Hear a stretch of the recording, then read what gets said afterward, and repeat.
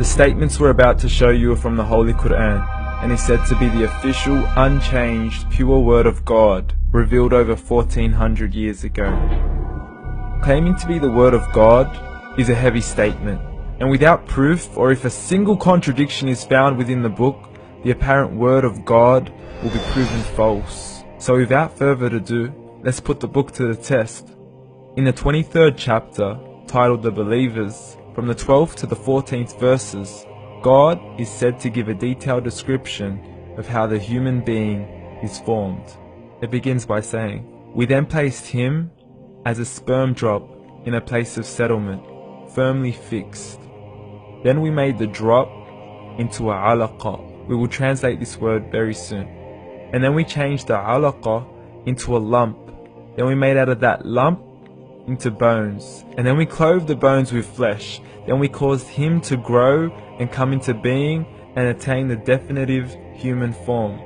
In the 21st century, we can now safely say that this verse is clearly describing the process of human development in correct chronological order. However, what we should be paying attention to in particular is the second stage, referring to the development of the embryo. The specific word used to describe the embryo in this verse is the word alaqa. The word alaqa, when translated into English, can mean three separate things. Firstly, a blood clot, or to be suspended, that is to be hanging or clinging to something, or thirdly and finally, a leech. Now, all three definitions don't come anywhere near what we perceive to be the human embryo. So, why are these words used, and what significance do they share with the human embryo? Can the embryo be described as a blood clot? Well, what do you think? In the third week of embryonic development, a tubular heart joins with the blood vessels to form a primordial cardiovascular system, and by the end of the third week, the blood is circulating and the heart begins to beat on day 21. The first thing that comes to mind in regards to being suspended or hanging is the umbilical cord. But we can't use that example because we are simply referring to step 2, before the baby has even formed. But we now know today that the umbilical cord is formed from the connecting stalk. And the connecting stalk is formed as soon as the embryo is formed. The embryo's connecting stalk has even been described by John Allen and Beverly Kramer as an object to suspend the developing embryo in the extra-embryonic column. So an embryo is suspended and does have a strong resemblance with a blood clot.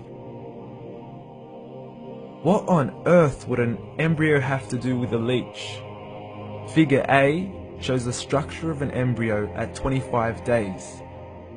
Figure B shows a leech. Now please note once again that the embryo in this stage is no greater than the size of a kernel of wheat. This is an X-ray of the embryo at 22 days. This is the internal structure of a leech. It's mind-blowing stuff, but you still haven't seen anything yet. This is the head of the embryo at 22 days. The detail you are seeing right now is absolutely impossible to be seen with the human eye and can only be seen with a microscope. This is the back end of a leech. There's no other words used to describe this other than mind-blowing. The pictures we have shown you are impossible to be seen with the human eye, or even to be predicted by the human mind. Once again, the verses we have shown you were revealed over 1400 years ago to a man who couldn't read nor write. Are these the words of God? Descriptions of the human embryo in the Quran cannot be based on scientific knowledge in the 7th century.